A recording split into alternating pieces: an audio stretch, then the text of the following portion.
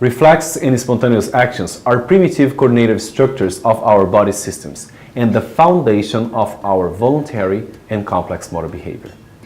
The newborn is not completely helpless. It has several built-in reactions to stimuli, which are genetically carried survival mechanisms. As you see in the following video, the presence or not of reflex movements at certain periods of early stages of life is the warranty of a healthy infant. Reflexes like the palmar grasp, stepping, Morrow, and Babinski are an inborn automatic response, nature's toolkit to help an infant adapt to the world. Many reflexes, breathing, swallowing, and sucking, for example, have survival value.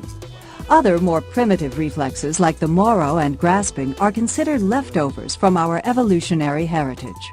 Survival reflexes usually become voluntary at some point during the first year, while the primitive reflexes disappear. Anthony, go back down for a second. So pretty much losing that. So should we draw as the toe goes up and fans out, just like that? Some reflexes are predominantly related to the nourishment of the infant.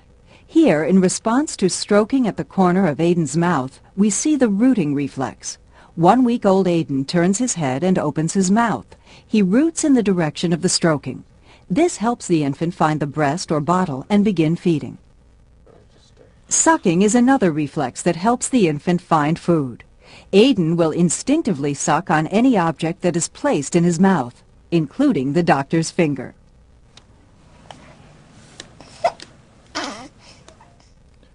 Some reflexes are predominantly related to the protection of the infant. Stroking the palm of Mackenzie's hand will cause her to close her hands and fingers in a grasp. The grasping reflex may be so strong that the baby can support her own weight. The Morrow or startle reflex is seen when support for the head and neck is suddenly lost, or in response to a loud noise or sudden movement. Here, 1-week-old Aiden throws his arms out and back in response to the doctor's sudden drop of his hands.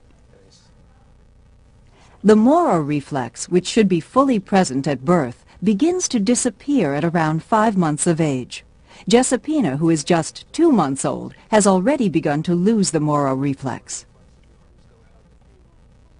Absence of the Morrow reflex at birth or reappearance after the normal age of disappearance, approximately 5 months, may suggest damage to the central nervous system. So she doesn't have a startle anymore. It's gone. Okay. She's matured and she's overriding that. Some reflexes, such as the stepping reflex, are related to postural control. When held upright with her feet just touching a flat surface, 2.5-week-old Olivia appears to take steps and walk. This reflex, which typically disappears at around 2 to 3 months of age, will not be seen again until Olivia learns to walk on her own. Oh, I'm sorry. All right. Let's do that a little better. Let me hold you this way so people can see you. Okay. So she stands and there like that. She'll start taking some steps. And you can get it to, if you sort of touch the top of her foot, she'll pick up a little bit there, like that. Reflexes are also used to identify normal brain activity. Absence, persistence beyond the normal time for disappearance, or the reappearance of a reflex later in life is suggestive of significant neurological problems.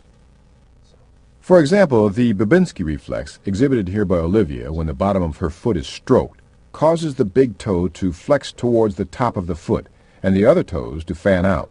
The Babinski is normal in children under 2 years of age.